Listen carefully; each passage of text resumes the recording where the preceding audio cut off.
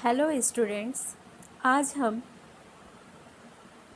कक्षा 9वीं का क्लास 9 का कृतिका लेसन 2 मेरे संग की औरतें, जिसको लिखा है मृदुला गर्ग ने जी ने, उनके इस रचना के बारे में पढ़ेंगे, जहाँ पर उन्होंने लिखा हुआ है कि मेरे संग की औरतें मतलब मृदुला के जीवन में उनके साथ जब वो छोटी थीं, बड़ी हुईं, तो उनके जीवन में जितने भी महिलाएं, औरतें उनके साथ थी, उनका क्या संबंध था, उस बारे में उन्होंने इसमें लिखा है, जिसमें लिखा है मेरे संग की औरतें।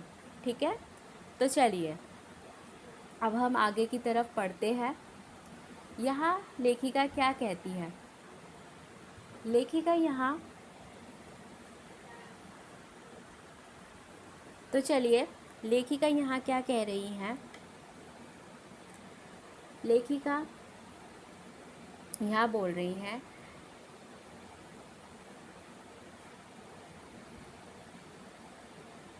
मेरी एक नानी थी। जाहिर है सभी की नानी होती है, मृदुला की भी नानी थी।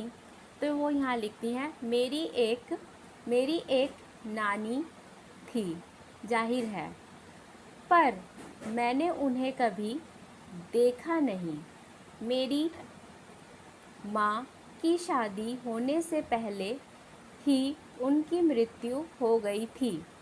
शायद नानी से कहानी ना सुन पाने के कारण बाद में हम 3 बहनों को खुद कहानियाँ कहनी पड़ी। अब यह बात क्या कह रही है मृदुला जी?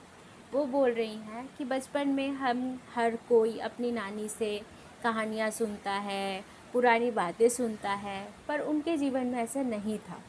उनकी नानी का जो मृत्यु है वो उनकी माँ की शादी से पहले ही हो चुकी थी। तो वो बोल रही है शायद नानी से कहानी ना सुन पाने के कारण बाद में वो जो है मृदुला जी की 3 बहनें खुद कहानियाँ लिखती थीं। तो चलिए आगे पढ़ते हैं, देखते हैं क्या बोलती हैं। नानी से कहानी भले ना सुनी हो, नानी की कहानी ज़रूर सुनी और बहुत बाद में जाकर उसका असली मर्म समझ में आया। मर्म मतलब क्या होता है? मर्म मतलब होता है रहस्य।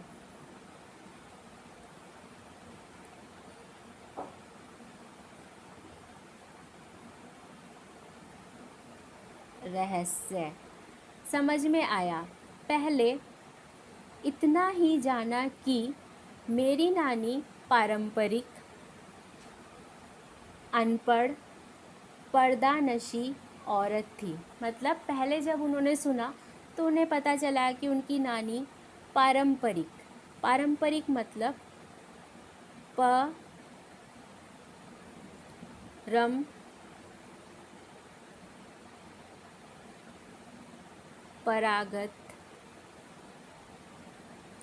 जो कि परंपरा को मानती हैं, अनपढ़, पढ़ी लिखी नहीं, पर्दानशी मतलब होता है पर्दा करने वाली स्त्री। पर्दानशी मतलब होता है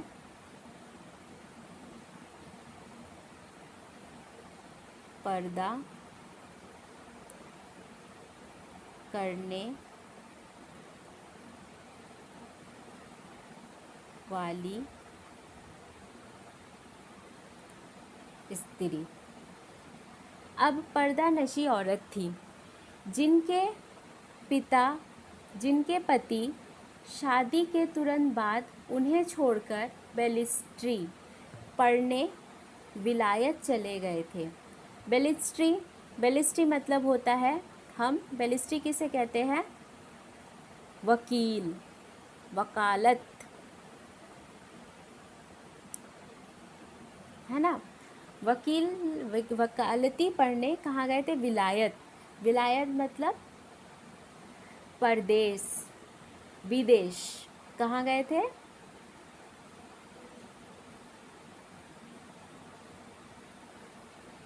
विदेश गए थे।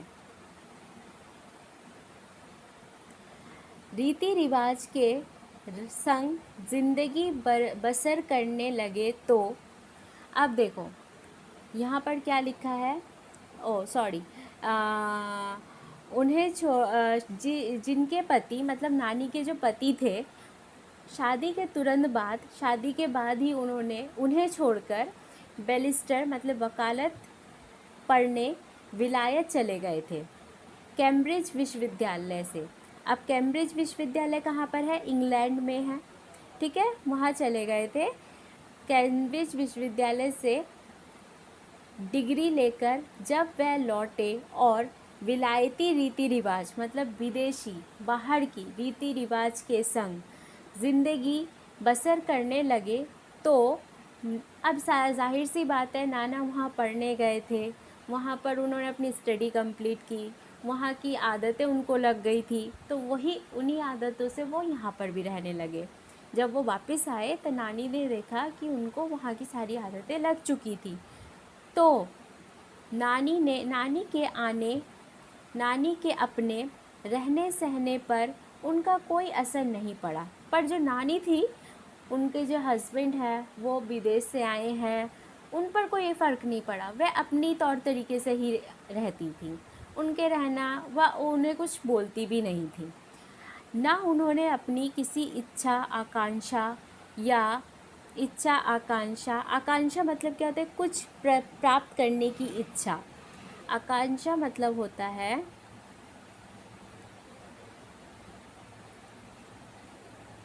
कुछ प्राप्त करने की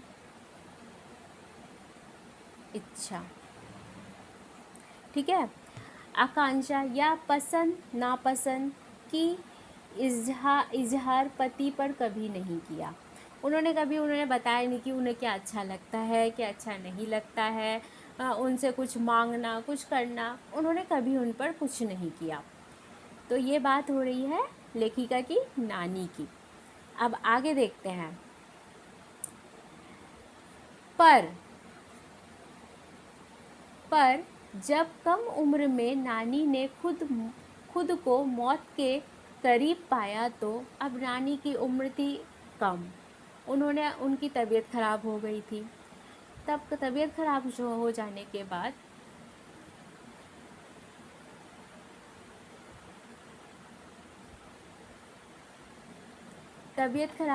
के बाद नानी ने जब अपने आप को मौत के करीब पाया तो 15 वर्षीय इकलौती बेटी मेरी माँ की शादी की फिक्र ने इतना डराया कि वह एकदम मुँहज़ोर हो उठी। मतलब नानी की एक ही बेटी थी जो कि थी लेखिका की माँ, जिनका उम्र था 15 वर्ष। वह उनकी शादी के फिक्र के वजह से एकदम से मुँहज़ोर मतलब क्या होता है? बहुत बोलने वाली,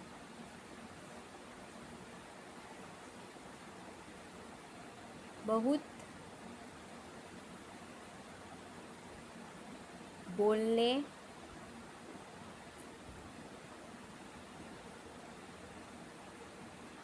वाली, ठीक है, हो उठी। जो नानी अपने हस्बैंड से कुछ नहीं बोलती थी, वो अचानक से उनके अंदर इतनी टेंशन आ गई कि अपनी बेटी की शादी के लिए कि वो अचानक से मुँहज़ोर हो गई, बहुत बोलने लगी। नाना से उन्होंने कहा कि वह पर्दे का लिहाज छोड़कर उनके दोस्त स्वतंत्रता सेनानी प्यारेलाल शर्मा से मिलना चाहती हैं, ठीक है। स्वतंत्रता सेनानी मतलब आर्मी, जो कि सैनिक थे, उनसे मिलना चाहती हैं। सब दंग हैरान रह गए जब नानी ने ये बात बोली कि वह पर्दा छोड़कर स्वतंत्र सेनानी प्यारेलाल शर्मा जी से, जो कि उनके पति के मित्र थे, मिलना चाहती हैं।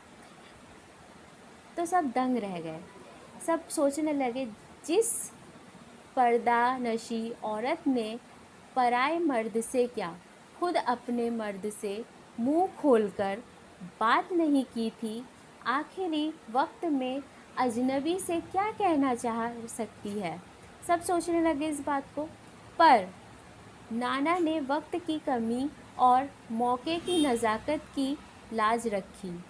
ठीक है, नाना ने समझा और जल्दी से गए वो सवाल जवाब में वक्त मतलब समय बर्बाद करने के बजाय फ़ौरन जाकर दोस्त को लिवा मतलब ले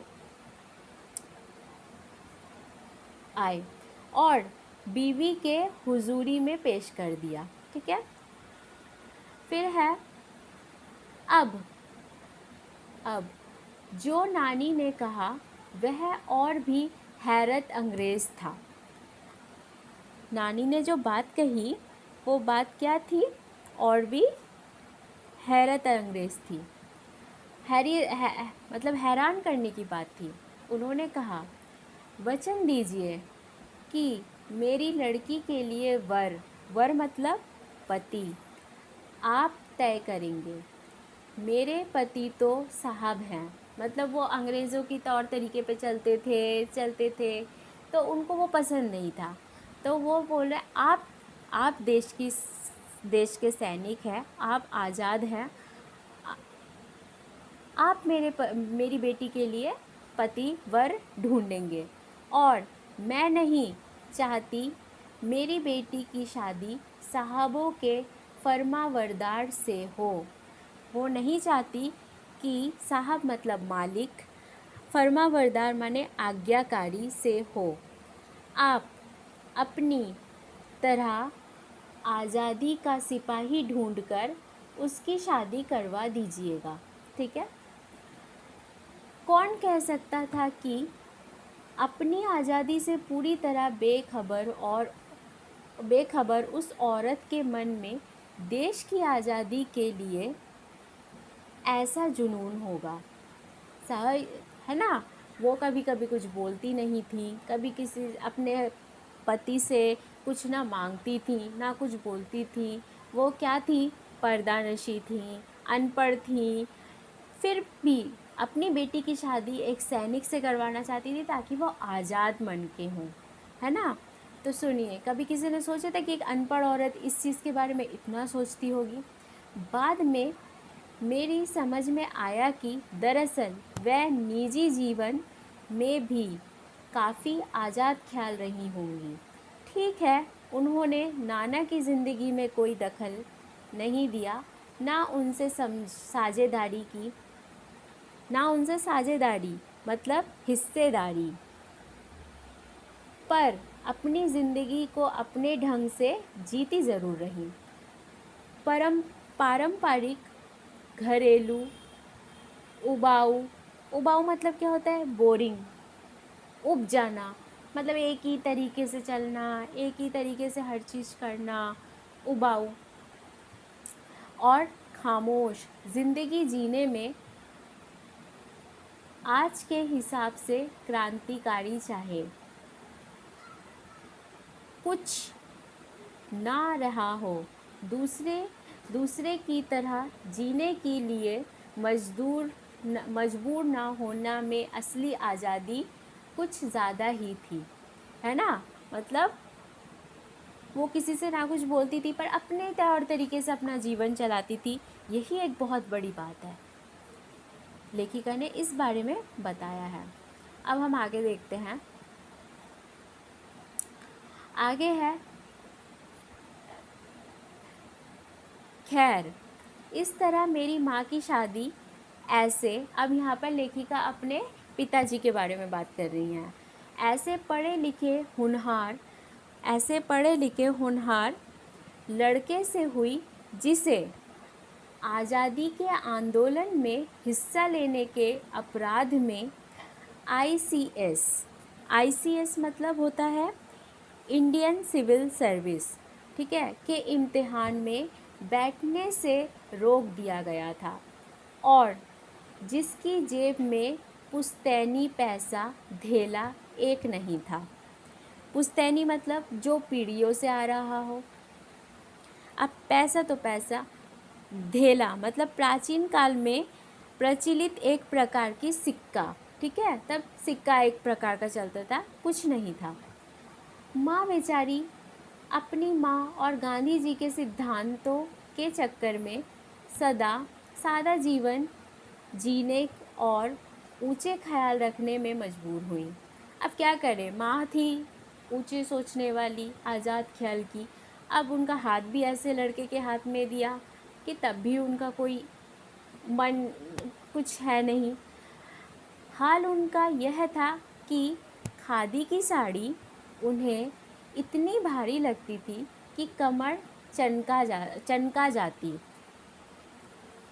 चनका मतलब झटके खाना, चनका मतलब झटका खाना। रात रात भर जागकर वह उसे पहनने का अभ्यास करती, जिससे दिन में शर्मिंदगी ना उठानी पड़े, है ना। वह कुछ ऐसी नाजुक थी, मतलब उनकी माँ जो थी बहुत नाजुक थी। वो ऐसे काम रात को साड़ी पहन के देखती थी ताकि सुबह उनको परेशानी ना हो, कोई उनसे कुछ बोल ना दे, कि उन्हें देखकर उनकी सास यानी मेरी दादी वो कुछ ऐसी थी कि लेखिका की दादी लेखिका की माँ को देखकर ने कहा था कि हमारी बहू तो ऐसी है कि धोई पोछी और छीके पर टांग दी। मतलब धोया पोछा और छीके, छीके मतलब होता है रस्सी से बना हुआ जाली। पुराने ज़माने में रस्सी से बुनी हुई एक जाली होती थी, वहाँ पर लोग कुछ अपना कीमती चीज़ उठाकर रख देते थे ताकि किसी का हाथ ना जाए, कुछ ख़राब ना हो जाए, कुछ ये ना हो। तो बोले हमारी बहू तो ऐसी है कि धोई पोछी और छीके पर टांग दी। गनीमत यही थी कि किसी ने उन्हें छीके पर से उतारने की पेशकश नहीं की। मतलब वो जो ऊपर रहती थी, मतलब किसी ने उनके बारे में कभी कुछ नहीं बोलता था, वो जैसी थी वैसी ही थी। क्यों नहीं की? अब ऐसी क्या बात थी कि किसी ने उनको गनीमत नहीं की नीचे उतारने की? उनकी दो वजह थी। उसकी दो वजह थी। पहली यही कि हिंदुस्तान के तमाम वांशिदों की तरह, वांशिदों मतलब रहने वाले, ठीक है, हिंदुस्तान के तमाम वांशिदों मतलब रहने वाले, उनके ससुराल वाले भी साहबों से खास अभिभूत थे। अभिभूत मतलब पीड़ित, मतलब यहाँ पर अंग्रेज़ ज़रूर शासन कर रहे थे, पर उनका रहन सहन, उनका तौर तरीका, ये सबसे हिंदुस्तानी लोग बहुत खुश थे। मतलब अच्छा लगता था उनको वो देखना, बहुत इम्प्रेस होते थे वो देखकर। और मेरे नाना पक्के साहब माने जाते थे। और लेखिका के जो नाना थे वो तो विलायत गए थे, पढ़ाई लिखाई करके आए, और उनका तो चाल चलन पूरा साहबों जैसा ही था, जो कि लेखिका की माँ के दादी के पिता के घर वालों को बहुत अच्छा लगता था। बस जात से वह हिंदुस्तानी थे, सिर्फ नाम के वास्ते वो हिंदुस्तानी थे। बाकी कौन, यहाँ किसकी बात कह रहे हैं? नाना की बात कह रहे हैं। बस वह नाम से हिंदुस्तानी थे, बाकी चेहरे, मोहर, रंग ढंग, पढ़ाई लिखाई सब में अंग्रेज़ थे। मज़े की बात यह थी कि हमारे देश में आज़ादी की जंग लड़ने वाले ही अंग्रेज़ के सबसे बड़े प्रशंसक थे। मतलब जो लोग आज़ादी के लिए लड़ रहे हैं वो प्रशंसा करते थे अंग्रेज़ों की, इम्प्रेस होते थे उनसे। गांधी, नेहरू हो या मेरे पिताजी, अब चाहे वो कोई भी हो ना, गांधी हो, नेहरू जी हो, या फिर लेखिका के पिताजी क्यों ना हो, के घर वाले, मतलब पिताजी के घर वाले, भले लड़का आज़ादी की लड़ाई लड़ते जेब खाली और शोहरत सिर करता रहे। शोहरत मतलब प्रसिद्ध, है ना, कुछ भी नहीं है, फिर भी हाँ ये है वो है, हम ऐसे हैं वैसे हैं, ये सब बोलता रहे।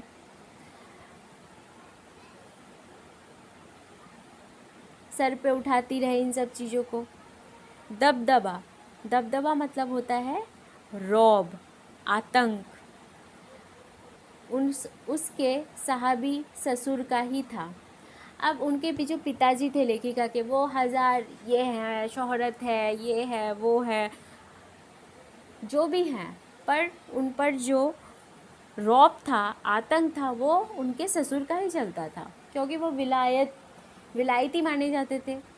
एक आन बान शान वाले साहब ने उनके सिरफिरे लड़के को अपनी नाजुक जान लड़की सौंपी।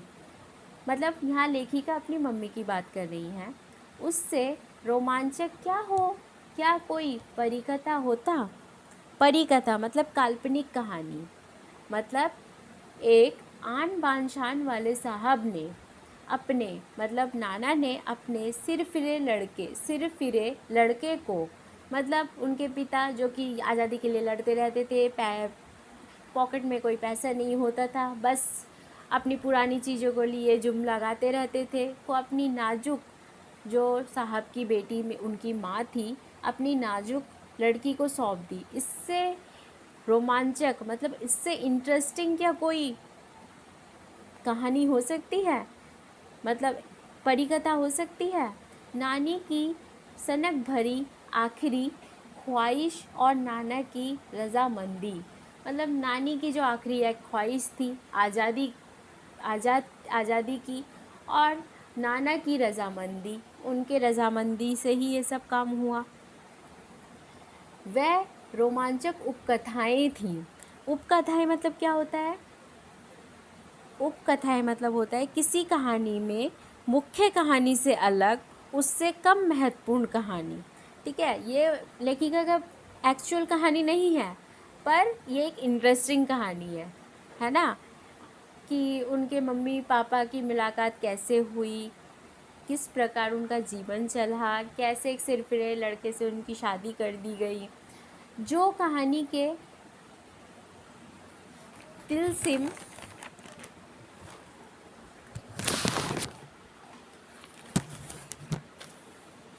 जो कहानी के तिलसिम को और गाढ़ा बना देता है। तिलसिम मतलब माया। हम जो इंटरेस्ट लेकर पढ़ रहे हैं, एक इंटरेस्ट क्रिएट हो रहा है ना, वो और भी ज़्यादा इंटरेस्टिंग बन जाता है। दूसरी वजह माँ की थी अपनी शख्सियत। अब पहली वजह कौन थी कि वो एक वकील की, एक साहब जाति इंसान की बेटी थी, और दूसरी वजह थी उनकी शख्सियत, वो खुद थी। उनमें खूबसूरती, नज़ाकत, दुनियादारी के साथ ईमानदारी और निष्पक्षता कुछ इसी तरह घुली मिली थी कि वह परिजात से कम जादुई नहीं मालूम पड़ती थी। परिजात मतलब परी, मतलब वो परी से कम नहीं मालूम पड़ती थी। खूबसूरत थी, नज़ाकत थी, ईमानदार थी, ठीक है, निष्पक्ष थी। मतलब निष्पक्ष मतलब होता है सही से पक्ष करना, मतलब किसी का होकर नहीं बोलती थी, जो सही लगता, जो सही है उसी के लिए बोलती थी। ये उनकी मम्मी की खासियत थी। उनसे ठोस काम करवाने की कोई सोच भी नहीं सकता था। मतलब वो इतनी नाजुक थी कि उनसे जो कोई भारी भरकम काम करवाए उसके बारे में कोई सोच भी नहीं सकता था। हाँ, हर ठोस और हवाई काम के लिए उनकी जवानी राय ज़रूर मांगी जाती थी, पर हाँ कोई भी काम होता था तो उनसे पूछा ज़रूर जाता था कि भाई ऐसा हो या ना हो, कि तुम अपनी सलाह बताओ, और पत्थर की लकीर की तरह निभाई भी जाती थी। और जब अगर वो कुछ बोलती थी तो उसको अच्छे से मानते भी थे उनके ससुराल वाले।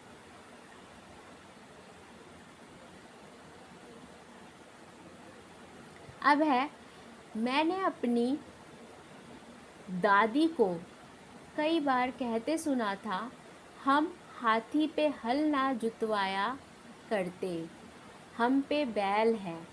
बचपन में ही मुझे इस जुमले का भावार्थ समझ में आ गया था, जब देखा था कि हम बच्चों की ममतालु परवरिश के मामले में माँ के सिवा घर के सभी प्राणी मुस्तैद रहते थे। मुस्तैद मुस्तैद मतलब होता है तैयार।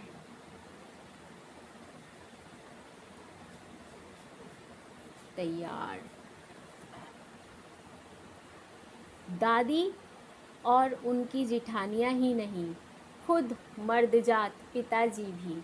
मतलब यहाँ बात की गई है कि उनके जो बच्चे थे, लेखिका की माँ के जो बच्चे थे, उनका ख्याल सिर्फ उनकी माँ ही नहीं रखती थी, पूरा परिवार रखता था। साथ में उनकी दादी की जिठानियाँ भी रखती थी, खुद उनके पिताजी भी उन लोगों का ख्याल रखते थे। पर ठोस काम ना करने का यह मतलब नहीं था कि माँ को आज़ादी का जुनून कम था। मतलब अगर वो भारी भरकम काम नहीं कर रही हैं, कुछ बोल नहीं रही हैं, कुछ कह नहीं रही हैं, तो इसका मतलब ये नहीं कि वो नाजुक सी हैं तो उनको आज़ादी के लिए कुछ बोलना नहीं है। आज़ादी का जुनून बहुत था उनमें, वह भरपूर था और अपने तरीके से वह उसे भरपूर निभाती रही थी। मतलब ये नहीं कि हाँ नहीं है, कुछ नहीं है, वो जानती भी थी और उसे निभाती भी थी। जाहिर है कि जब जुनून आज़ादी का हो तो उसे निभाना भी आज़ादी से चाहिए, जिस तिस से पूछकर उसके तरीके से नहीं, खुद अपने तरीके से। अब जाहिर सी बात है, आज़ादी पसंद है तो आज़ादी को अपनी तरीके से आज़ादी से जीना चाहिए ना। किसी और ने बोले अरे भाई ये चीज़ करो, इसका मतलब तो आज़ादी है, ऐसे तो नहीं होता है ना। मुझे जो चीज़ अच्छी लगती है, मुझे जो चीज़ आज़ाद महसूस कराती है, वही तो मैं आज़ादी के लिए मानूंगी। किसी और ने बता दिया, मैं उस चीज़ को तो आज़ाद नहीं मान सकती ना।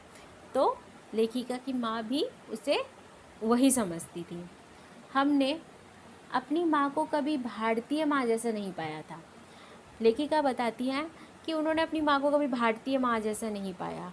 ना उन्होंने कभी हमें लाड़ किया, मतलब प्यार, ना हमारे लिए खाना पकाया, और ना अच्छी पत्नी बहू होने की सीख दी।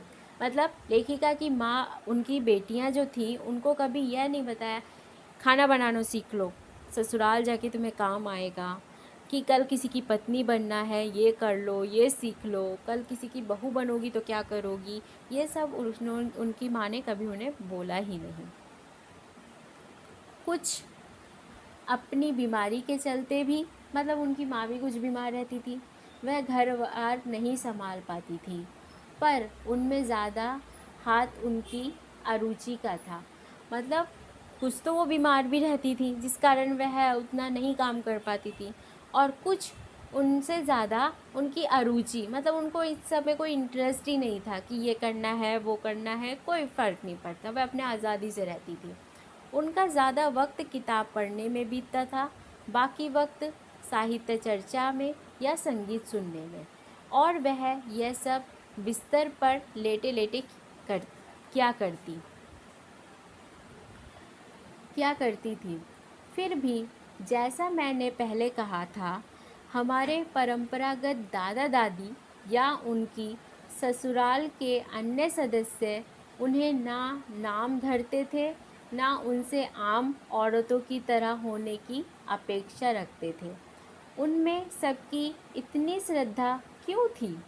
मतलब लेखिका सोच में पड़ गई कि एक तो मेरी मम्मी जो है, मेरी माँ जो है ना, हम लोगों की देखभाल अच्छे से करती है, ना अच्छी बहू बनती हैं, ना अच्छी पत्नी बनती हैं, ना अच्छा किसी से कुछ नहीं करती, तो फिर भी उनके ससुराल में उनको इतनी श्रद्धा क्यों मिलती है, ये लेखिका सोच रही हैं। जबकि वह पत्नी, माँ और बहू के किसी प्रचारित कर्तव्य का पालन नहीं करती थी। साहबी ख़ानदान के रौब के अलावा मेरी समझ में तो 2 कारण आए हैं। अब लेखिका दूसरी तरफ से सोच रही है, शायद साहबी ख़ानदान से आती होंगी, इसलिए सबको उनसे कुछ ना कहने ही अच्छा लगता होगा। तो लेखिका कहती हैं कि मुझे तो 2 कारण ही समझ में आए। पहला, वह कभी झूठ नहीं बोलती थी, मतलब लेखिका की माँ कभी झूठ नहीं बोलती थी। और दूसरा, वह एक की गोपनीय बात को दूसरे पर जाहिर नहीं होने देती थी। किसी की कोई बात अगर उन्हें पता हो जो कि गोपनीय हो, वो दूसरे को नहीं बताती थी। वो अपने तक ही सीमित रखती थी और झूठ नहीं बोलती थी। पहले के कारण उन्हें घर वालों का आदर मिला हुआ था। वो झूठ नहीं बोलती थी, इसलिए घर वाले उन्हें पसंद करते थे, उन्हें आदर करते थे। दूसरे के कारण बाहर वालों की दोस्ती, अब जो कि वो किसी की बात किसी को शेयर नहीं करती थी, अपने तक ही सीमित रखती थी, तो बाहर वालों की उन्हें दोस्ती अच्छी मिली हुई थी। दोस्त वह हमारी भी थी, अपनी बेटियों की भी वो दोस्त थी। माँ की भूमिका में हमारे पिता बखूबी निभा देते थे, मतलब उनकी माँ जो थी वो उनकी दोस्त की तरह रहती थी, पर उनके जो पिता थे वो उनकी माँ की कमी को पूरा कर देते थे। वो माँ की खूबी बताते हैं। मुझे याद है बचपन में भी हमारे घर में किसी की चिट्ठी आने पर कोई उनसे यह नहीं पूछता था कि उसमें क्या लिखा है, भले वह एक बहन की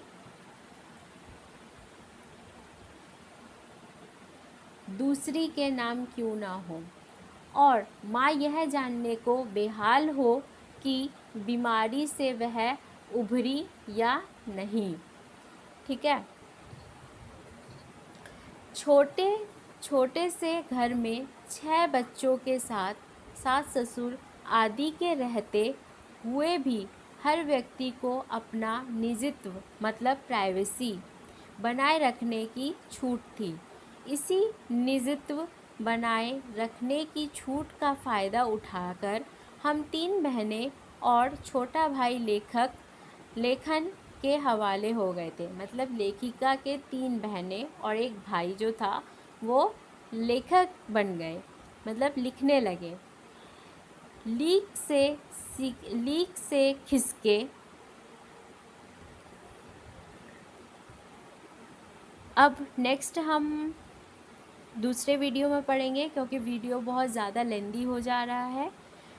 लीक से सीख के हम यह सेकेंड वीडियो में पढ़ेंगे। मैं इसको पार्ट 2 में दे दूँगी, आप देख लीजिएगा, और जहाँ कुछ डाउट हो, कुछ समझ में ना आया हो, मुझसे पूछ लीजिएगा।